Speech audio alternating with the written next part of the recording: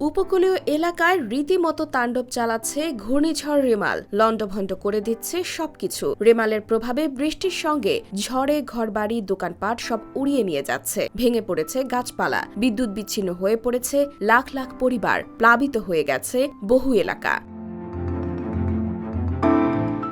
জানা গেছে মংলা, সাতক্ষীরার শ্যামনগর, পটুয়াখালীর কলাপাড়া, কুয়াকাটা ও খেপুপাড়ায় ব্যাপক তাণ্ডব চালিয়েছে রেমাল। রোববার রাত ৮টার দিকে ঘূর্ণিঝড়টির কেন্দ্র মংলা দক্ষিণ পশ্চিম দিক দিয়ে পশ্চিমবঙ্গ উপকূল ও বাংলাদেশের খেপুপাড়া উপকূল অতিক্রম করে। বাতাসের গতিবেগ ছিল ঘণ্টায় ৯০ থেকে ১২০ কিলোমিটার। এর প্রভাবে বিভিন্ন এলাকায় জলোচ্ছ্বাসের সৃষ্টি হয়। এছাড়া ঝড়ের প্রভাবে হওয়া অস্বাভাবিক জোয়ারের তোড়ে বরগুনার আমতলীতে বন্যা নিয়ন্ত্রণ বাঁধ ভেঙে গেছে। এছাড়া রেমালের প্রভাবে সাতক্ষীরা, খুলনা, বাগেরহাট, পটুয়াখালী, বরগুনা সহ উপকূলের বিভিন্ন জেলায় ব্যাপক ক্ষয়ক্ষতি হয়েছে।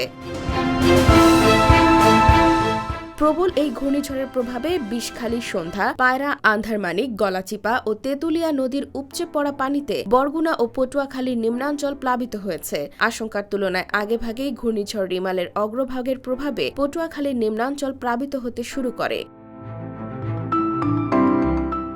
বাগেরহাটের বলেশ্বর, পানগুছি, খাসিয়াখালী এবং দাঁড়টানা নদীর পানি বিপদসীমার উপরে। এতে শরণখোলা ও মোড়লগঞ্জের বেশ কিছু এলাকা প্লাবিত হয়েছে। রিমালের প্রভাবে স্বাভাবিকের চেয়ে কয়েক ফুট উচ্চতার পানি বেড়ে প্লাবিত হয়েছে গোটা সুন্দরবন। বাগেরহাটে ৫ লাখেরও বেশি মানুষ বিদ্যুৎ বিচ্ছিন্ন অবস্থায় রয়েছে। মংলার শ্যালা নদী ও পশুর নদীর পানি বিপদসীমার উপরে। চট্টগ্রামের রিমালের প্রভাবে বৃষ্টিপাত হচ্ছে, পাহাড় ধসের আশঙ্কা করা হচ্ছে। IBTV USA, new York.